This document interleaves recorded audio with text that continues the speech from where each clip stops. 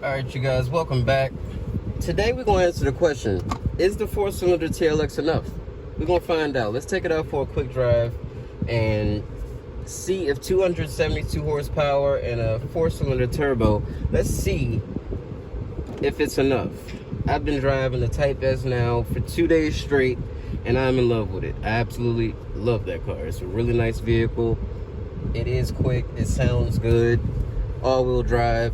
But let's see what the average person that comes into an Acura dealership is going to be looking at. 2-liter 4-cylinder, 272 horsepower, and this particular model is front-wheel drive, so no super handling all-wheel drive. So we're going to take this vehicle out, see how it handles, test out the different driving modes, and just see what it's like to just be in a regular TLX.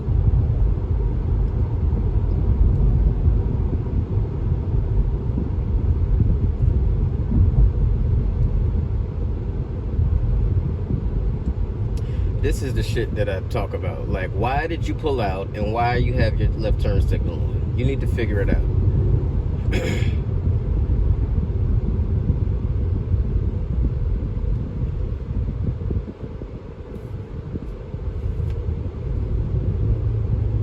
Jackass. Alright, sorry about that, guys. Back to our regularly scheduled programming. It's hard for me to ignore when somebody does something that's just outright stupid. And by the way, there is absolutely not a soul behind me, so she could have waited, her and her freaking poodle, or whatever the hell it was. But back to the car. So, something that somebody's going to drive on a daily basis, is this 4-cylinder enough? Now, obviously, like I said, I've been driving the Type S, and that is just crazy compared to this as far as how it feels. But this 4-cylinder is not a slouch, and I think that's kind of what's getting lost in translation here. I think everybody's so excited for the Type S, which makes plenty of sense. I'm not saying we shouldn't be excited. It's great to have a real Type S back in the States, but is this enough?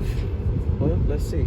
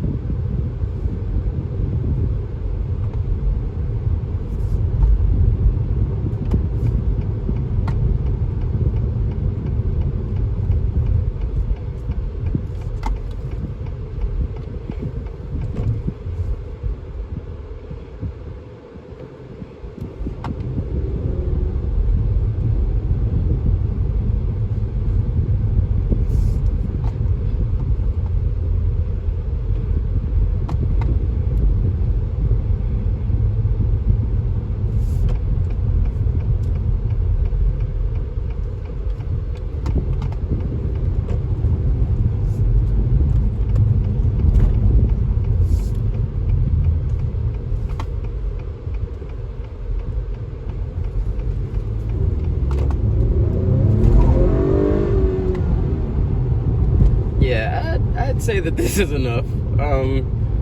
It's not neck-breaking speed, but honestly, in an everyday situation, commuting back and forth to work, school, going out to get something to eat or going to the grocery store, this is plenty of power. And the cool thing about it is you don't have to rev it all the way out to its almost 7,000 RPM redline.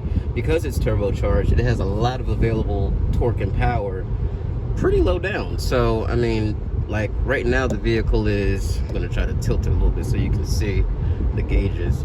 We're at right under 2,000 RPM, so probably about 1750, 1650, something like that. And I'm just gonna put my foot down a little bit, not to make it downshift, and you see it picks up speed really, really well. It didn't drop a gear or anything. It didn't need to. So pretty impressed with that so far. And this 10 speed is amazing. It's really, really, really good. Lots of gears, so you would think that it could possibly gear hunt, but it doesn't. It really doesn't. So, and again, it's smart enough to know that it's got plenty of available torque, so doesn't need to keep downshifting or gear hunting or anything like that. And this has no relation. I've heard a couple people say, oh, it's just a ZF 9-speed with an additional overdrive gear. No, it is not. Please don't ever say that again. It's not. The 9-speed from ZF takes countable seconds between gear changes. Like when it comes to going from park to drive or from reverse to drive or something like that, you can literally count how long it takes for the vehicle to do anything, and it's I don't like it. Got an old TL over there. That was one of my favorite generations, actually. One of my favorite.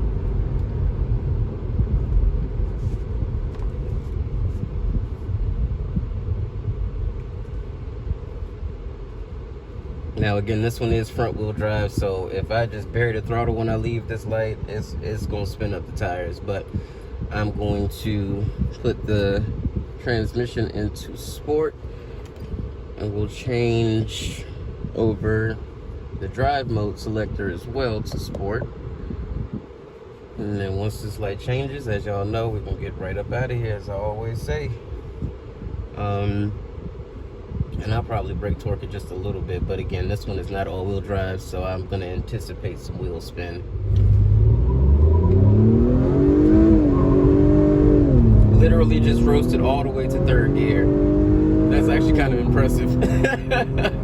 So you guys got a good view of the speedometer. You tell me from the time I took off to 60 miles an hour or right around, tell me what that was for you guys.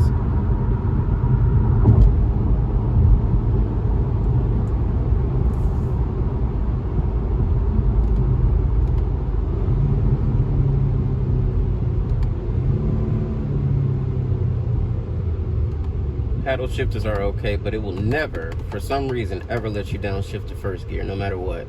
Even though it does great rev matching, it must not trust itself. I'm not sure why, but most vehicles these days, even though it's never recommended to necessarily downshift to 1st gear,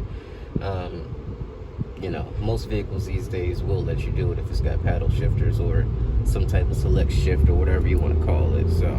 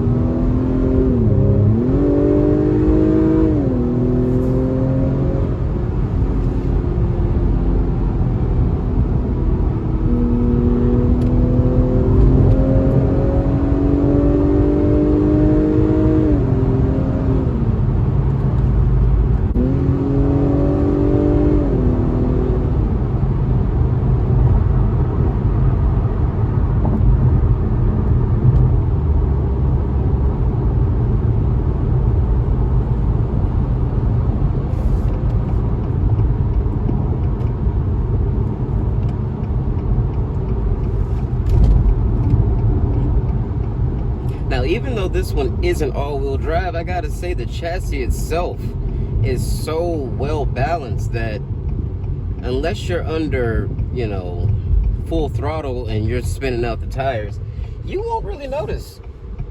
You know, unless you're in inclement weather and, you know, you give it a little bit more gas than you should, you're not really gonna notice as far as like the vehicle's dynamics, how it feels. Now, one thing you will notice when you're, and I'll say this, off throttle around corners, it feels pretty similar to the super handling all-wheel drive. On throttle, totally different vehicles, right? Because this vehicle has an open differential and it's only providing power to the front wheels. So once you start going around a corner, it's gonna give up all the power to the wheel that has less traction. Whereas the super handling all-wheel drive system will actually appropriate power back into the system and give it to the outside wheels to push you around the corner. This one, by just physics, peels out the inside wheel. So if the all-wheel drive is a big thing for you, make sure you check that box. One thing I want to note, Again, just like the Type S, they are piping in some sound. But again, I'm not like upset about it. You know what I mean? And around these corners, oh yeah, handles really, really nice.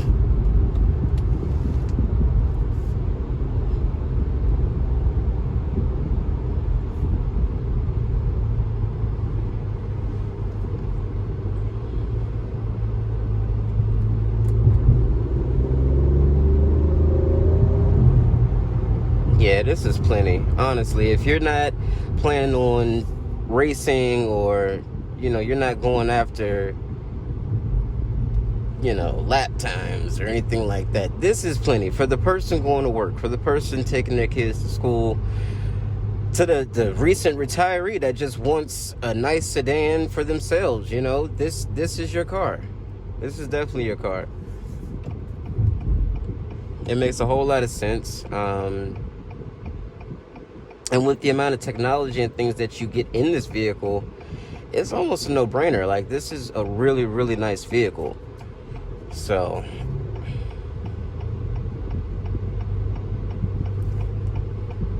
and those of you that are offended by horn honking and telling people off when they do stupid shit, I don't know what to tell you. Like, don't watch my video. Like, honestly, because there are so many dumbasses in this area that you're gonna hear some horn honking. So put your little sensitive ears away and watch the video, or turn it off. It's really up to you. It's not gonna make me a difference, but just know you're probably gonna hear a horn honk. You're probably gonna hear me call somebody an asshole. If either of those things bothers you, turn the video off. It's real simple.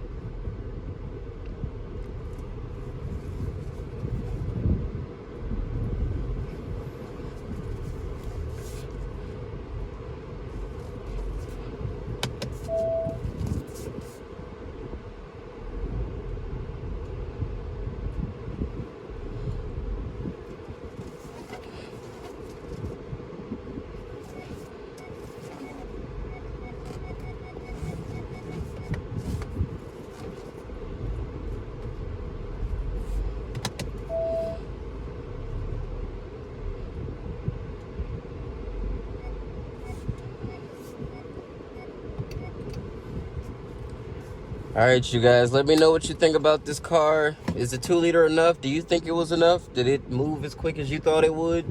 Did it move faster than you expected it to? Did it actually surprise you with the acceleration? Let me know in the comments.